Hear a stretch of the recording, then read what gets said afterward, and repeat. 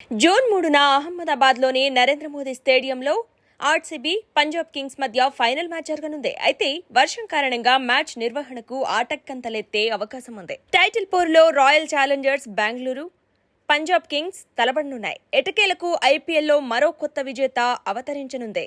June 3న అహ్మదాబాద్లోని Narendra Modi cricket స్టేడియంలో ఐపీఎల్ ట్రోఫీ కోసం ఫైనల్లో Punjab, RCB తలపడతాయి.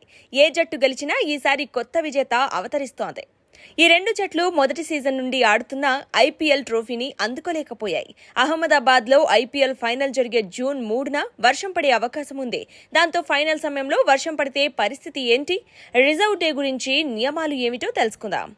Punjab Kings, RCB league స్టేడియంలో ఐపీఎల్ పాయింట్లు పట్టికలో వరుసగా 1-2 స్థానాల్లో ఉన్నాయి.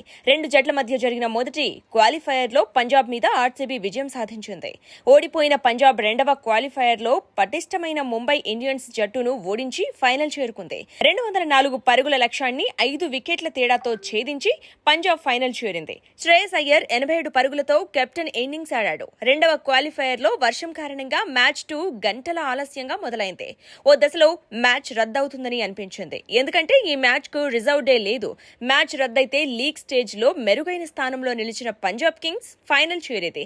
వర్షం ఆగడంతో మ్యాచ్ నిర్వహించి విజేతను తేల్చారు. కానీ ఐపీఎల్ ఫైనల్లో వర్షం పడితే ట్రోఫీ ఎవరికి దక్కుతుంది? కండిషన్స్ ఏంటని క్రికెట్ అభిమానులు సర్చ్ చేస్తున్నారు.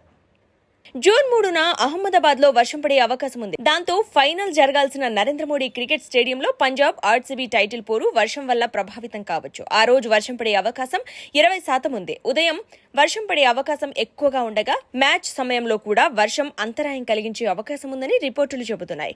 ఒకవేళ Royal Challengers Bengaluru versus Punjab Kings final match June 3న నిర్వహించడానికి వీలు కుదరకపోతే రిజర్వ్ డే ఉంది. అయితే వర్షం కారణంగా మ్యాచ్ ఆగిపోయినా మ్యాచ్ నిర్వహణ సాధ్యం అవ్వకపోతే జూన్ 4న ఐపీఎల్ ఫైనల్ మ్యాచ్ జరగనుంది. అయితే రిజర్వ్ డే ఉంది కనుక ఎలాగైనా మ్యాచ్ నిర్వహిస్తారు. రిజర్వ్ డే రోజు ఒకవేళ వర్షం కారణంగా మ్యాచ్ నిర్వహణకు ఇబ్బంది కలిగితే కనీసం 5 ఓవర్ల పాటు మ్యాచ్ నిర్వహిస్తారు. సూపర్ ఓవర్ లాంటి కనీసం ఒక ఓవర్ మ్యాచ్ నిర్వహించి విజేతను ప్రకటించే అవకాశం ఉంది. ఈ 2 రోజులు మ్యాచ్ నిర్వహణ సాధ్యం కాని పక్షంలో పంజాబ్ జట్టు ఐపీఎల్ విజేతగా అవతరిస్తుంది.